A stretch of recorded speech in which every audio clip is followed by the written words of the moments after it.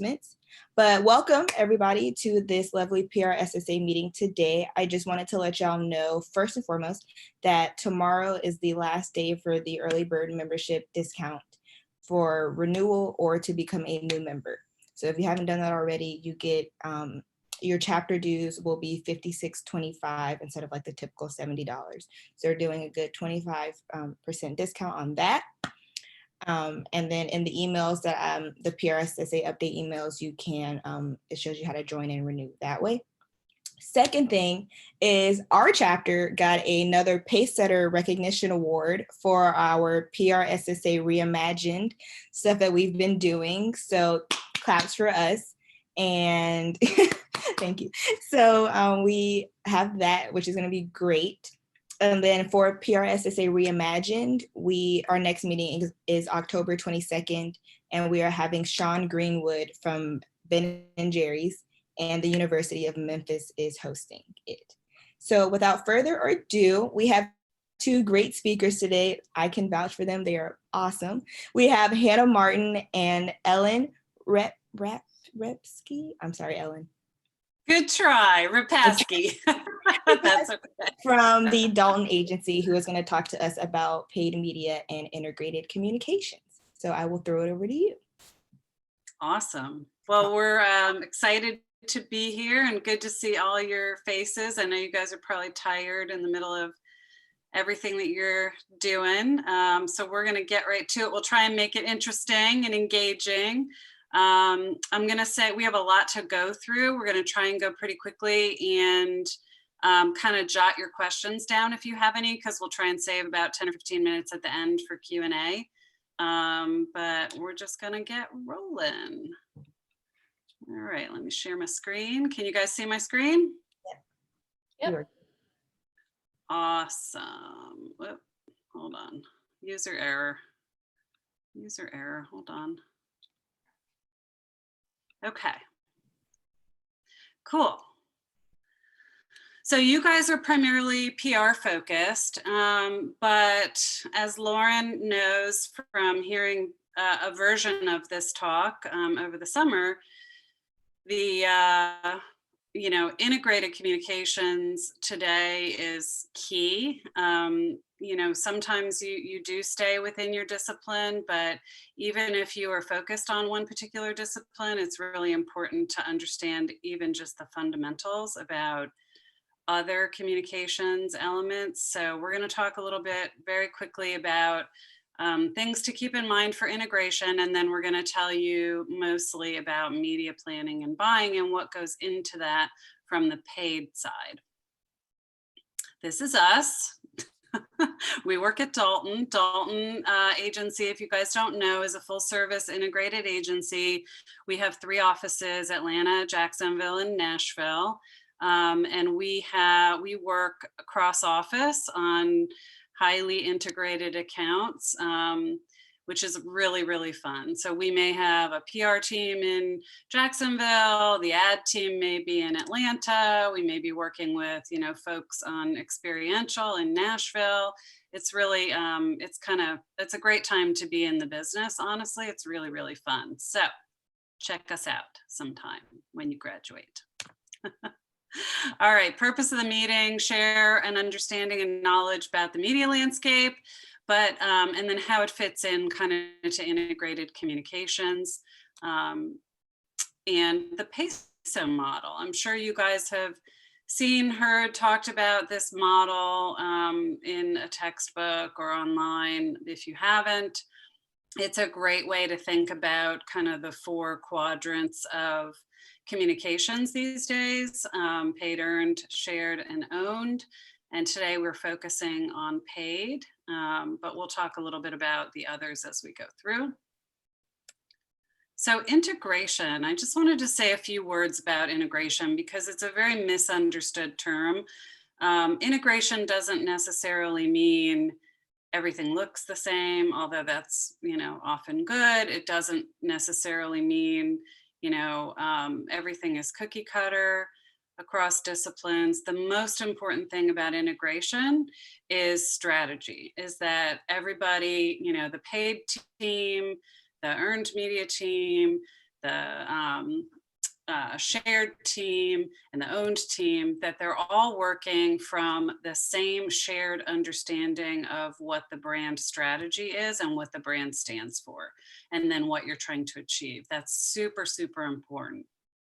And then the second core part of that is, when you're on an integrated team, make sure that, let's say you're doing a new campaign or a new program, a new product launch, whatever it is for a client, that you have a kickoff with your integrated team at the same time, because then you're all operating from sort of a shared understanding. It's a level playing field. Nobody can say they didn't understand. It's just a really, really important thing to do. So pull your team together at the outset. And then once you get going, don't do your work in a silo. Keep your team informed.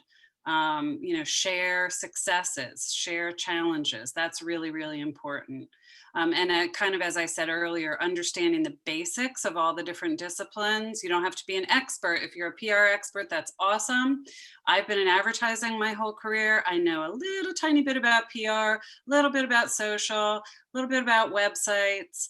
And that's all really important, because when you're talking to a client, if they bring something else up, you don't want to be completely kind of out of the loop and clueless. You want to at least know kind of a question to ask. So that's really important.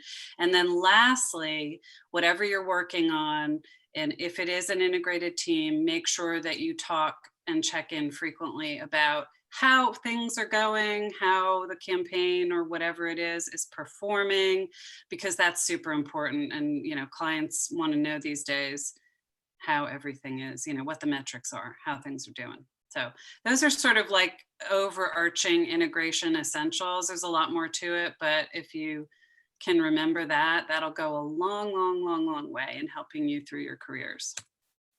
So having said all that, I'm going to jump into media planning and buying. Quick overview. So from a paid media standpoint, back at the dawn of time when I started in advertising, media was a lot simpler in that, not that it wasn't hard and didn't have challenges, but digital wasn't a thing, right? The main media were out of home, print, radio, television. So, and the media outlets were a lot limited. Today, it's insane with digital. You guys have grown up with digital, so you're going to be like, huh, what's she talking about? But it's just a whole different ball of wax, and it's super fun because it's super challenging, and that's always great. But anyway, what our challenge is still the same as it was 25 years ago, and that is, when you're paying to reach prospects in media, you want to try and reach them at the right place, at the right time, and for the right price. And that's the role of the paid media team.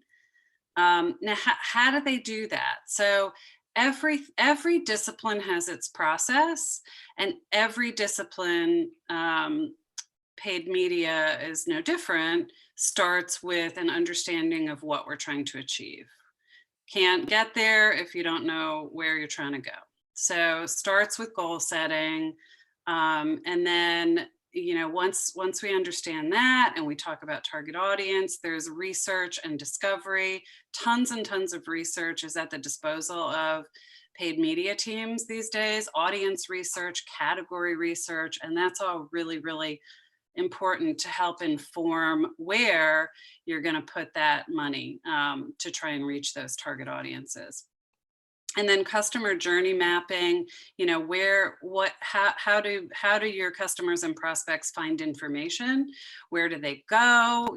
Where are you most likely to be able to influence them? At what point in sort of the sales funnel, from top of funnel all the way to lower funnel, like where you're doing conversions and stuff like that. And all of that is input into then the media strategic planning process. And that's where the media team takes all that information that they have just gleaned from various tools and resources, and they figure out, okay, what makes the most sense? What's the most logical strategy, within our budget, within our time frame, and to meet our goals. And then once that is signed off on by clients, then we get into implementation. We start running the campaigns. There's a whole lot that goes into that. Hannah's going to show you some of that in a little bit. And campaign stewardship, which, what does that mean? Well, that means you don't set it and forget it. You run campaigns today and you're on top of them. And, you know, you've got analytics people that are looking at data. You've got media partners that are providing data.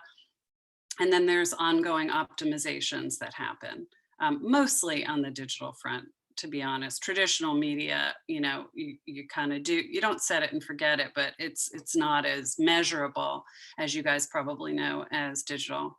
And then all of that gets reported and you optimize and the loop continues. So that's kind of the basic process. Hope that makes sense. Just to kind of remind you, when we say traditional versus digital media, these are the different media that fall under the heading of traditional: TV, radio, direct mail, print, cinema, experiential, out of home. There's probably more, but those are the big ones. And then digital.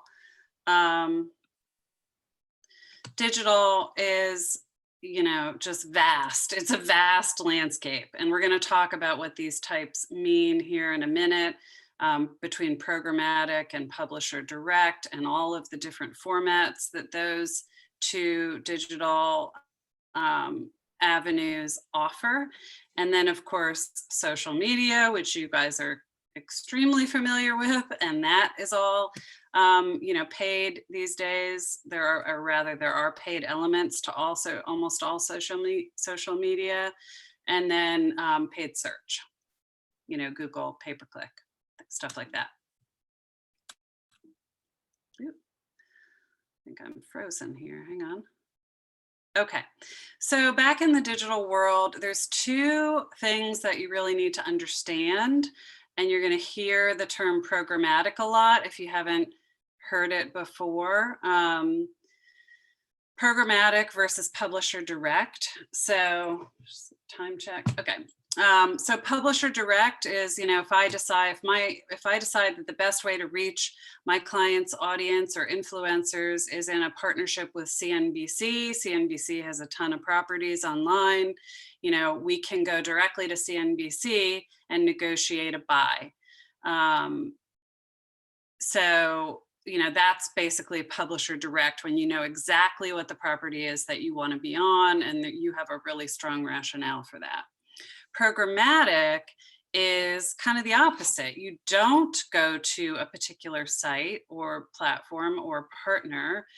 Programmatic is where you're buying audience. You're buying where a certain target profile is online, which means that you're likely going to get questions from unsophisticated clients who will say, or I should say inexperienced clients who will say, well, what sites am I on with that programmatic? Well, the truth is we can give some examples. We can say you'll be on sites like this, this, and this, but programmatic is a whole different ball of wax, and they're going to be all over the place. You know, we may be selling financial services, but our ads may get served on a golf website because that's where the target audience for that financial services product is in part spending their time. So hopefully that makes sense to you. I kind of already explained this, publisher direct. I will say a lot of clients who have, you know, a pretty beefy media budget, they will oftentimes do both.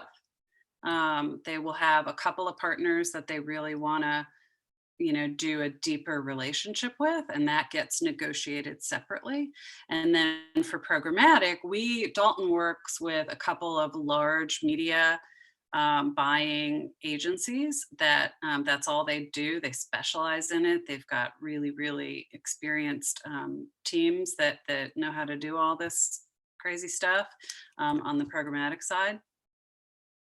So So that's how that kind of works. But so programmatic is automated. The definition, it's an automated media buying across the web to get the right message to the right person at the right time. It's highly, highly technical. You know, data and technology serve relevant ads to the users as they browse the web. You know, publishers, let's see if I can use my little, here we go. So publishers are feeding inventory into supply side platforms. There's an exchange. Advertisers are using demand side platforms to reach this exchange. And all of that happens in sort of a almost like a trading environment. It's really kind of crazy, but the bottom line is that kind of buying allows you to meet users where they are on the web, and you're buying the audience, not the site, like I said earlier. So hopefully that makes sense. And I am going to stop talking for a minute and let Hannah tell you about paid digital ad types, because there are many, many, many.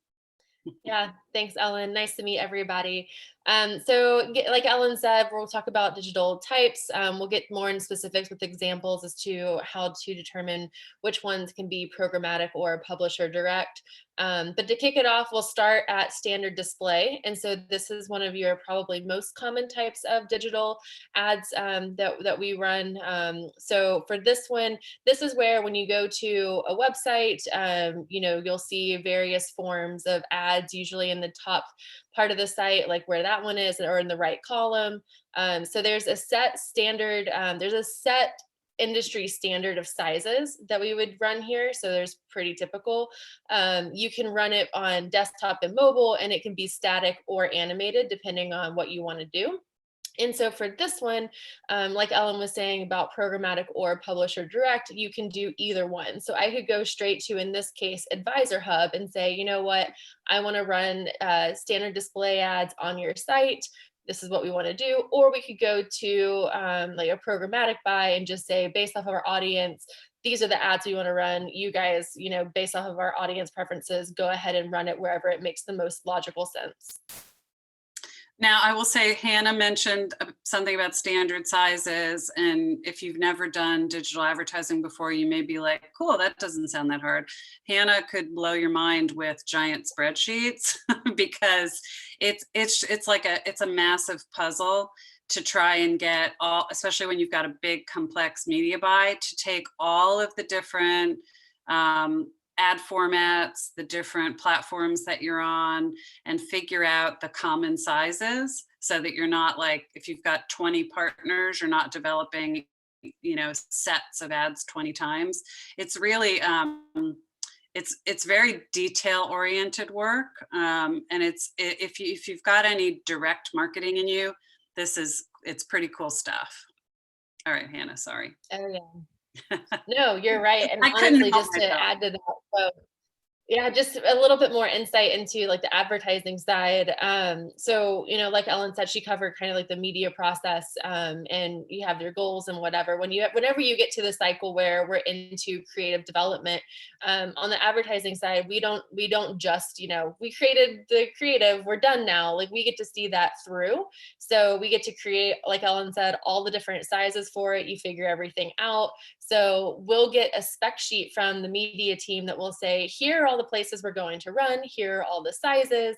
And then it's very fun. It's very tricky. You do have to be incredibly organized, but I do have a monster Excel template to look at and see, okay, this one's the same size as this one. So we just need this one version, whereas this other one is a unique version. So we need to make sure we account for that. And then we'll get everything resized. And then when it comes to actually placing this, we have a traffic sheet, which lists the creative version if you want it to run at 100%, or if it's going to split and run 50-50 with something else. We get tracking links included. We get there's a line for every single size and every single creative version. So it can get pretty intense, but it's very fun, very rewarding if you have the right skill set and you enjoy that kind of detailed work. So that was a fun tangent, but getting back to the presentation. So the other slide for that, sorry. No, you're good. I mean, I love it. So good opportunity to talk about it. So then another type that's really, really popular that I'm sure you guys have seen a lot of is digital video. And so in this sense, we're talking about in-stream video or out-stream video. And this is where you have your standard lengths of either 15 seconds, 30 seconds, or 60 seconds. And if it was to run in-stream, this is where if you are like watching something, like in this case on a website, and you want to click on a video, you would see either before the video that you want to watch starts playing, you would see a video advertisement pop up, or you would see it in the middle of the video that you're watching or after the fact. And this will be displayed within a video player. Whereas if it's an outstream or a native video environment, this is where if you're scrolling down a page, a video might just pop up and start playing automatically. And again, this one can be programmatic or publisher direct. So the other type of video is connected TV or OTT. And OTT stands for over the top, or really it just means over the internet, because the difference between this and the other one is this is more of channels that where the content is delivered via the internet. So this is where you're going to see more of your non-skippable ads. So you have to sit through it, like unlike the other one, you usually can watch like 2 seconds of the ad and then fast forward. And at this one, you've got to watch the whole thing, and it's either before the video you want to watch plays or during the video.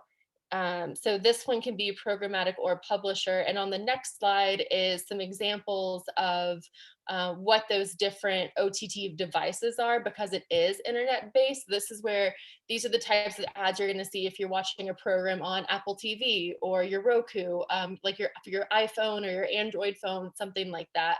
And then to the right, you can see all the different video platforms that is very common for these, and just limited to, but not fully inclusive for all those examples. And I'm sure you guys are using some of these devices, and so you know what, and probably your parents are at this point as well. Mm-hmm. So then another really popular type is e-newsletters and custom e-blasts. And so these are very different in the nature of them. To start, we'll look at the e-newsletter, which is, if you look at the screenshot, the one on the left side of the screen. And so the difference is within an e-newsletter, you're buying a placement within the publisher's email. So in this case, we have that 300 by 250 ad that Ellen just highlighted, and we don't own the email, we just purely own that ad, and it will click out to our site. Sorry, Hannah, I was just going to say, so you think of that as like, that's the delivery mechanism to get the ad out. You're just sort of like piggybacking on an existing piece of content that the publisher owns. Exactly. And in this case, you're really just having some kind of headline, subheadline, and a button to get you to the landing page where you're going to learn a lot more information. It's very limited in what's allowed. And in this case, because it is an email, it's purely static.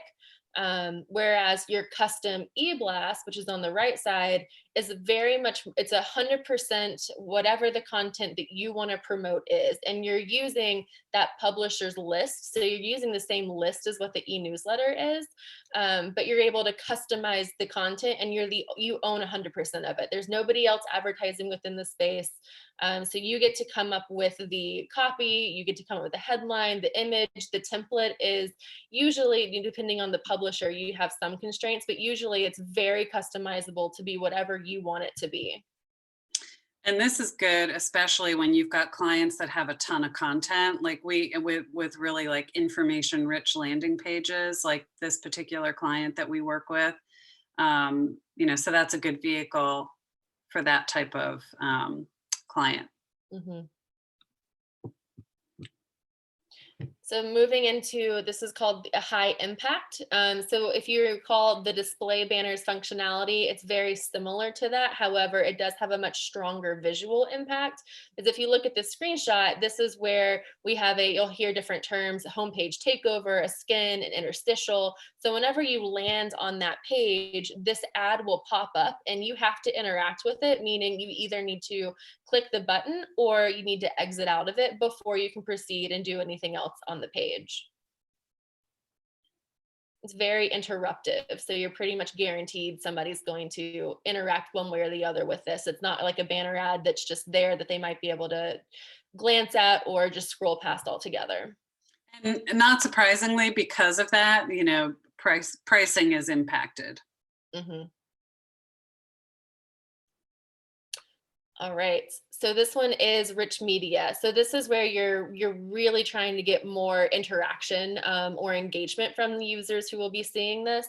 So it has the same functionality of what a video or audio is. It has like some custom interactions. So this one, usually whoever you're going to be advertising with, whatever that publisher is, sometimes they have a list of requirements. In this case, it was, we have if you look at the top example, we have this ad it's animated or programmed. So as you progress and as like a couple seconds go on, more information will show up, the copy will change, and then you're displayed with the CTA. And then once the ad itself has run, what you're left with on the page is what that bottom section looks like, where you could have different articles or different links to it. You could have a video displayed. So it just gives you like this like a larger real estate for an ad, but also you can just do a lot more with it and get a lot more information out for the user to interact with. I like to think of these as almost like little mini websites within a banner format. It's just you can do a lot with it. It's really cool. Also more expensive because of all those things. Mm-hmm. And so now we have native ads, and native ads are very common. A big bonus and what people really like about these is it's embedded within whatever the publisher's like website is, or wherever it's going to run, and they look more like content. It doesn't have the same look and feel as a fully designed ad. If you recall going back to the standard display, that's very clearly an ad. You see that on the site and you're like, oh, that's something somebody's trying to push on me. Whereas here, if you're scrolling through, it looks like an article that the publisher itself might have published. So it's a little it's purposely a little more inconspicuous that way, and it's really used for content distribution, which is why it's so styled like an article. There is higher engagement rates because there is integration with the credible publishers, and again, it can be programmatic or publisher direct. And so for these, it really is more like, instead of having the fully designed creative, you typically display an image, and sometimes you have the client's like logo or company name in it. Some, like in this case, you could look at the very top, in very tiny text, you see that it's an ad, but it's just really not that prominent. So it's really all about whatever the headline and the subheadline and clicking through is. And you guys I'm sure you've seen these all over the place and wonder who the heck uses those. And they are super effective. They really are. We do native in virtually every media by now. Mm-hmm. Native and SEM, but we'll get to that in a second. You guys okay? You still with us? All right. Keep going, Hannah. All right. So this one, branded or custom content. So this is where you really get to take over and have a lot more of your customizable content. This is the creation and distribution of content by an advertiser used for marketing purposes. And so this is where, in a lot of cases, you have a lot more freedom and flexibility with what it is you want to show. There can be a whole variety of things. You can have everything included from video. You could have like an article, kind of what it looks like on the right-hand side. You can integrate infographics, so more like visuals, graphs, those types of things, white papers. You could even treat it more like a microsite or a landing page that would live within the publisher site. So there's a lot of freedom and flexibility here based off of what your needs are. It's very interesting. It's a lot of work on this side, but this one's a very fun one, and there's just a lot you can do with it. And this is a great one for collaboration and integration between disciplines too, because on the owned side and the earned side, you guys may be coming up with a lot of content that can be repurposed and used for other things. And this would be a perfect example of, if there's a white paper that's been developed for, let's say, a thought leadership program or something, that can also get repurposed for a paid program as well. Same with infographics. Oops, sorry guys.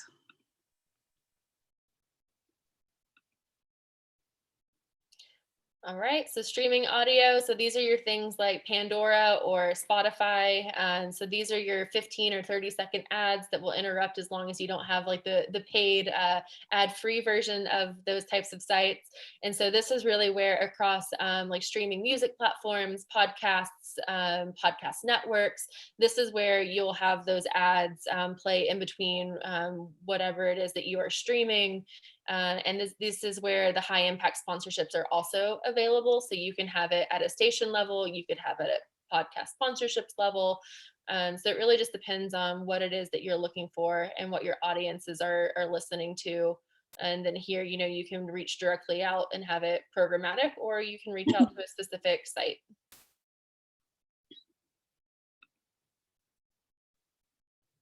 And then paid social, I know you guys are probably really familiar with this.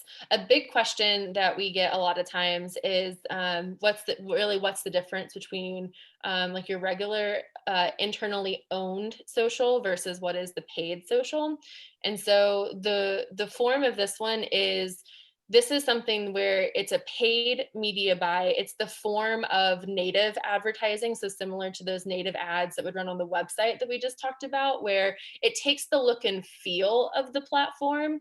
It looks like an organic post that a company would post, but it's actually paid or sponsored. So it's really going out to targeted specific audiences. And that doesn't mean that, they don't necessarily have to be following your pages, or let's use Facebook as an example.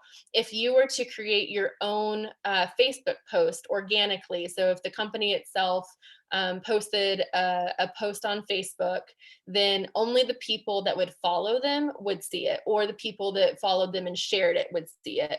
Whereas if we had a paid Facebook post, we could go ahead and target, in this case, I want person that is interested in these hobbies, that visits these types of sites, and then whether they follow that particular company or not, they'll see it in their newsfeed.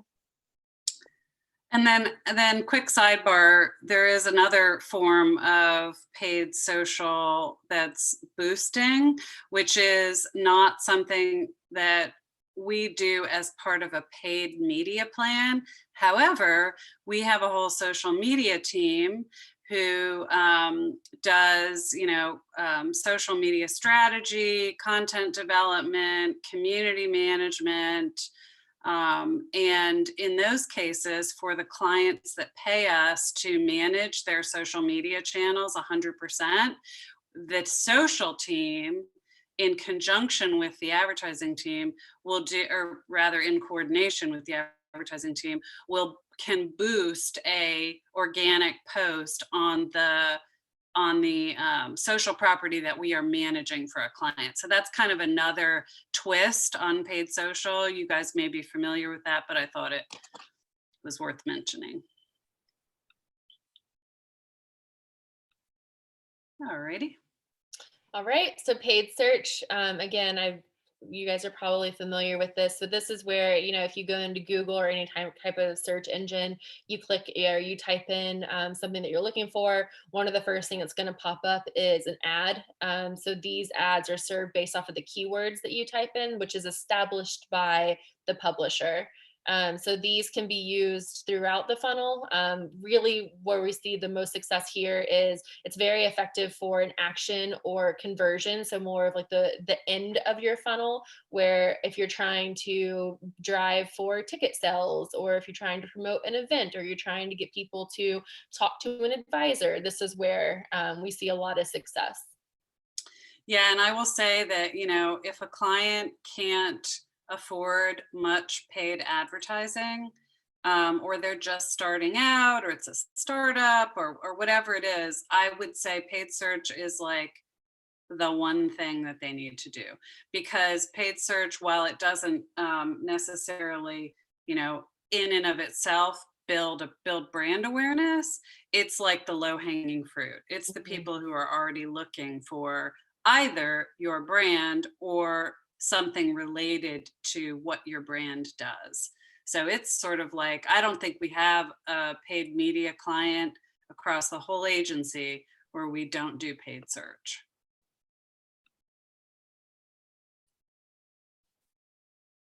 All right.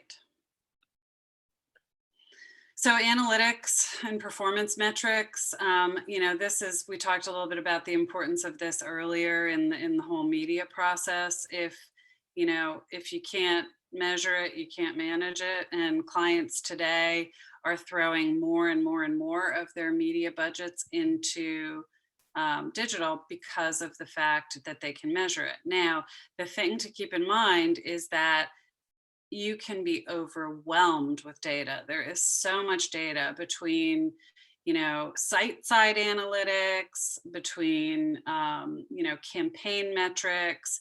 Just because it exists doesn't mean you should report on it. And that's where this piece over here comes in, and where people like, we call him, what do we call him, Hannah? Data man? Or Oh yeah, data, data man. I don't even know. Data wizard, data everything. Yeah, we have a data department that you know, kind of studies all of this stuff and gets into the weeds with it, but preaches that it's not about volume of data, it's about the quality, and it's about the human intelligence that's applied to it. Like, okay, we have all this data. What does this mean? You know, what is it telling us? How can we use this to, you know, adjust course within our campaigns? How can we use it to inform our sales team, etc.?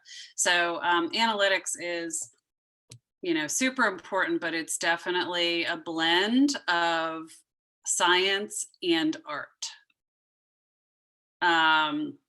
And this is kind of the approach, you know, we like to include, where possible, our analytics team at the beginning of campaign planning to help us really define goals and KPIs, because that means that it's just going to be a tighter campaign all the way through. And this is basically just, you know, the campaign runs, we get the report, we analyze, and then we provide insights to our clients. We never want to just hand over a report and say, here it is. You know, we always at least give a top line summary of, you know, here's how we did this month over that month. Here's how this tactic did versus that tactic. Here's how this creative performed. You know, this one is a bomb. We suggest, you know, pausing that and putting more money into the things that are working. So that's kind of the science part of it. And it's really fun and cool. It's kind of like a little direct marketing laboratory, digital direct marketing laboratory, if that makes any sense. Kind of the mad scientist. These are just some of the, I'm keeping an eye on time. I want to make sure we have enough time for questions. And Lauren, please interrupt me if you want us to just stop. But in terms of ad performance metrics, reach, engagement, conversion, and efficiency are kind of the four big buckets. You know, reach, how widespread, you know, how what's the broad impact of our advertising? Engagement, you know, it's not enough to just put it out there. Are people interacting with it? Are people finding it, you know, curious enough that they want to hit the button and do something? Conversion, you know, are they doing what the predefined conversion action that we want them to take is, either in the ad or on the site? And then efficiency, you know, I mean, we do reports with our clients all the time, and we'll be like, okay, this particular property, it may be highly targeted at reaching your audience, but it's costing an arm and a leg to get any conversions. You know, let's diminish the amount that we're putting into that one and put it elsewhere. So that's why these metrics are so important, because it really facilitates decision making. This is just really a little bit more about reach and frequency and the different ways that we measure depending on what the tactic is, video views, email sends, etc. Move faster here. Engagement, just as it sounds, are people doing with the creative what we want them to do? Are they opening the emails? Are they watching the video? And if they're watching the video, are they watching the whole thing, or are they leaving? We look at all that stuff. If it's a paid social, are they reacting to it? Are they liking it? Are they sharing it? So our social team combines with our analytics team and puts together a whole report that's really integrated. There's that integration word again. And then conversions. Conversion is, how many times did they do what we wanted them to do? And then what's the conversion rate? What's the click to conversion rate? And then efficiency is really about how much is it costing us to get those conversions, right? And what we often show on our reports to clients is clicks and engagements going up. What we want to see over time is that going up, and then we want to see cost per lead, cost per conversion going down. So we kind of want it to look like that, because that says, we're getting more efficient, and the work is engaging and getting people to do what we want it to do. The other thing that we do is, a lot of clients will show all these charts, and they'll be like, well, how is that good? People don't know, is that conversion rate good? Is that click-through rate good? I don't know. And so our data team is really great about putting industry benchmarks. So, for similar type of format in the financial services industry or in the entertainment industry, this is what we see. Here's how your ads are doing compared to those. Or client benchmarks, how is this work doing compared to what you've done in the past?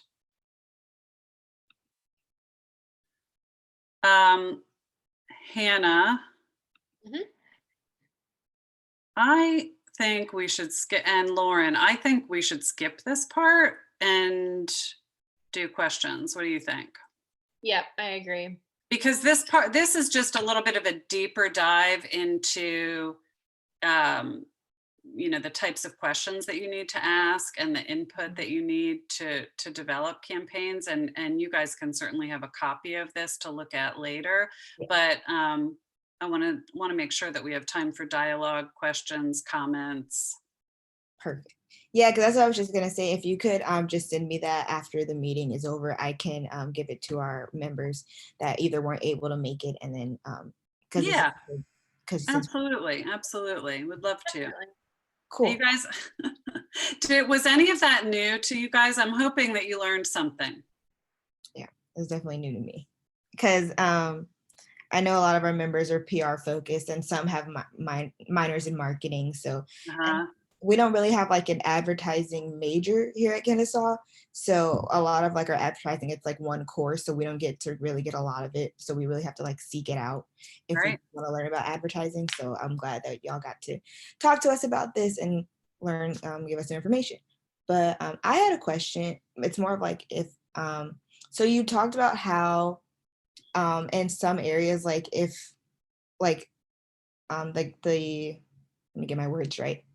If like they have to sometimes put their money into other areas where like the paid socials and searches like don't work. Do you have like an example of like a client that you ever had to do that with, that like maybe paid media wasn't kind of their boat, but they had to like put it into other areas? Oh, are you saying, you're not saying between different paid media tactics, you're saying like paid media versus social media versus PR? Right. Is that your question? Yes.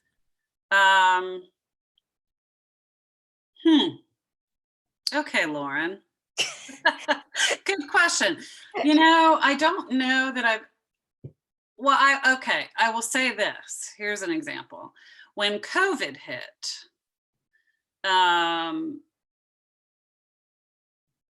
because of the cost of paid media, some clients, that's their first go-to to pause spending is in paid media, right? And for example, we work with Zoo Atlanta, near and dear to Hannah's heart, near and dear to all of our hearts.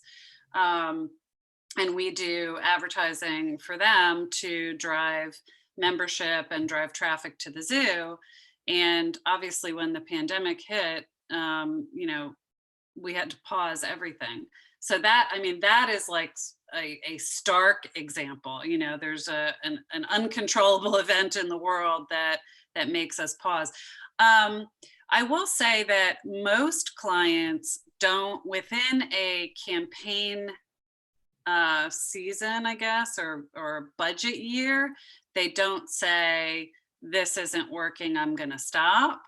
But what they do is they'll let a campaign play out, and then at the end, you know, there may be a post-mortem kind of meeting where we discuss, did we get out of this what we wanted to get out of it? And then that is used to inform like the next year's planning or the next campaign planning, you know. And maybe, you know, there's definitely been times when it's been, hey, social media, it has been way more effective for this client. Let's keep like a low level of paid advertising out there. Like, let's keep search going all the time, because searches, the budgets are super controllable. They tend to be, you know, you can control your spend really easily, and you can turn it on and off on a dime. Let's keep that going, but let's put more into social. We do that kind of stuff a lot. Yeah, I've got an example too. So we have a client who they opened a new facility. They were expanding the products that they produce. There was a lot of things that were going into it that was just very new for them. And so they came to us saying, here's our max budget. Obviously, this is all brand new. We need everything, advertising, public relations, social media, based off of this and like our top budget, like help us prioritize, help us determine where the money should go, what makes the most sense for the use of it. So in that case, we kind of got in at the ground level and helped them scope what their whole strategy was across the board. Gotcha. Okay, that makes sense. Was there another question?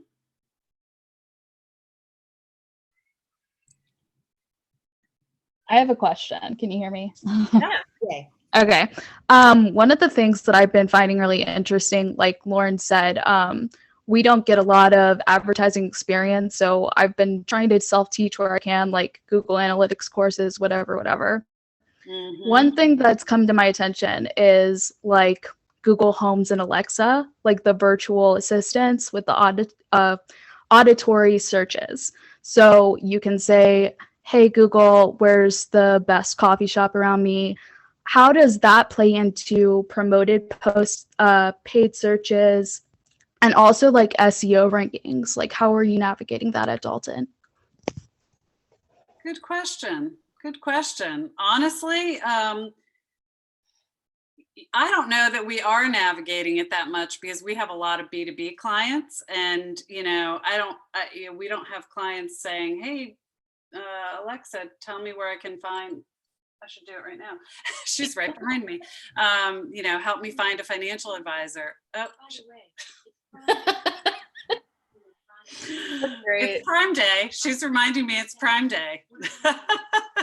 Hannah, do you have any thoughts on that? Because honestly, I haven't had any experience with that. Yeah, so the Alexa, well, there's a funny story. It does happen. For my best friend wanted her boyfriend to propose, and she went and stood in front of her Alexa and said, engagement rings, engagement rings, engagement rings, enough time that he started getting targeted ads for engagement rings. So it definitely is a thing. I don't I don't have That's as far, isn't it? Yeah.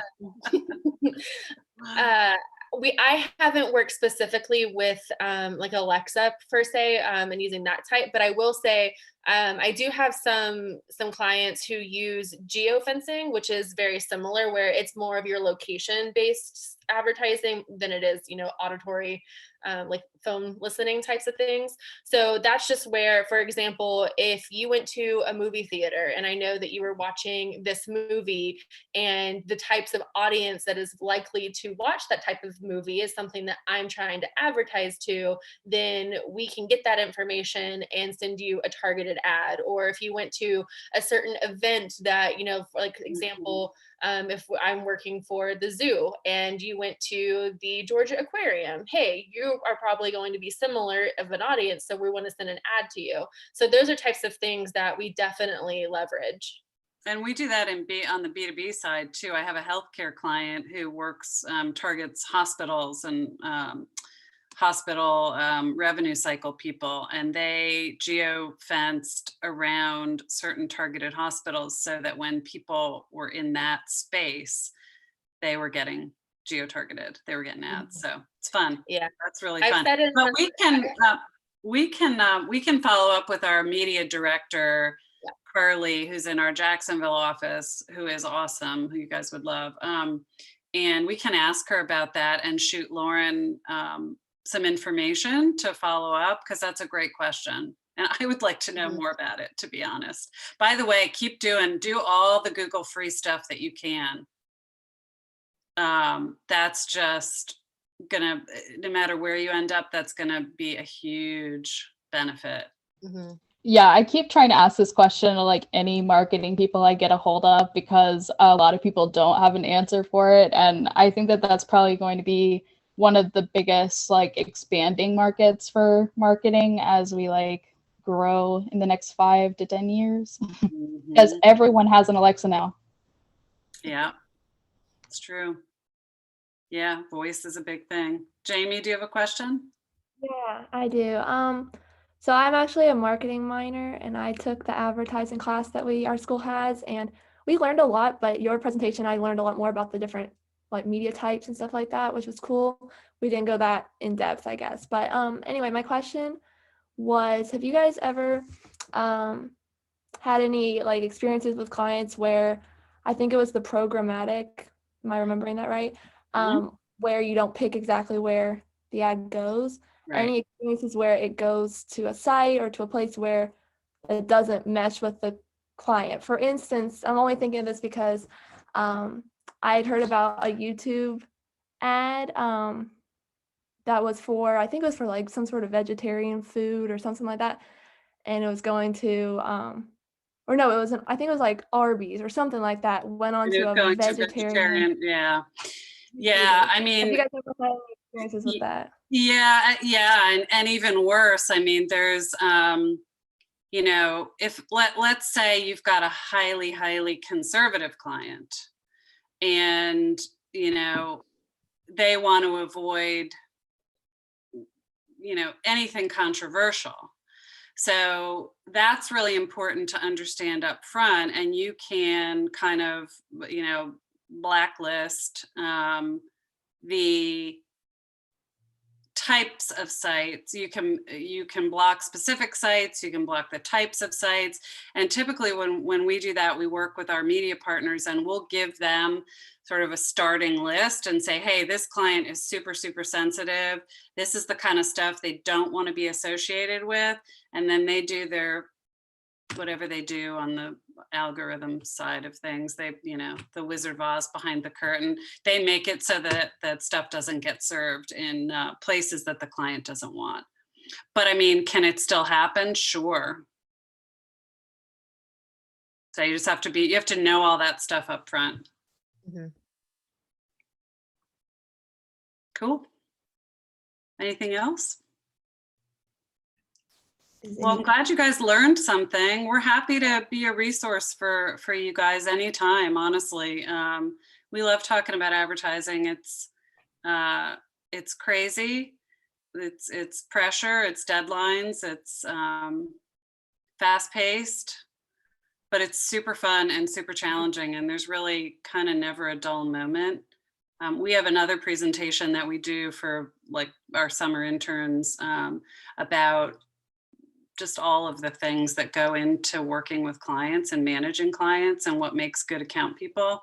And that's a fun one too, which I'd be happy to share with Lauren if you guys want to take a look at it. Yeah. And I'll say, I went to UNF in Jacksonville, Florida, and I actually started out as a PR major, and then I got out into the workforce and decided I wanted to go to the account side. I started out actually in digital marketing, and then came over to Dalton and started working on advertising and account service. So if you guys have any questions, reach out to Lauren, find me on LinkedIn, but happy to be a resource and help answer questions as you guys continue your educational journey. Perfect. Also, to go to Dorothy's question, apparently there's a documentary on Netflix called The Social Dilemma. Oh, yeah. Have you not seen? You guys have to watch that. I haven't watched it. You must watch that. It's crazy. It's kind of disturbing, but it's really educational. It's interesting. You got to look at it as, if you're looking at it as a consumer, it gets terrifying. But if you're an advertiser, it's you got to wear the different hats for it. Yeah. But if you're a parent, like if you're a parent with young children, I would say, which obviously you guys are not, but don't watch it. It's frightening. Real quick, Lauren, do we want to take a picture this time? Yes. Thank you for reminding me, because I always forget. So everybody, like, fix your hair real quick. We're gonna do a quick picture. Cut off my brow. And it's hard to screenshot on a laptop. Oh, you know what? Here, wait 1 second. Don't let me. Or I can just do this. Rename myself. Okay. Here, I can take it too. I'll take a screenshot too. Lauren. Okay. Ready? 1, 2, 3. Wait. Cool. Did you get it, Jamie? Got it? I did get one, yes. Oh, perfect. Okay, great. We have 2. Awesome. Thank y'all for coming. Thank you, guys. Thank you for having us. Thank you.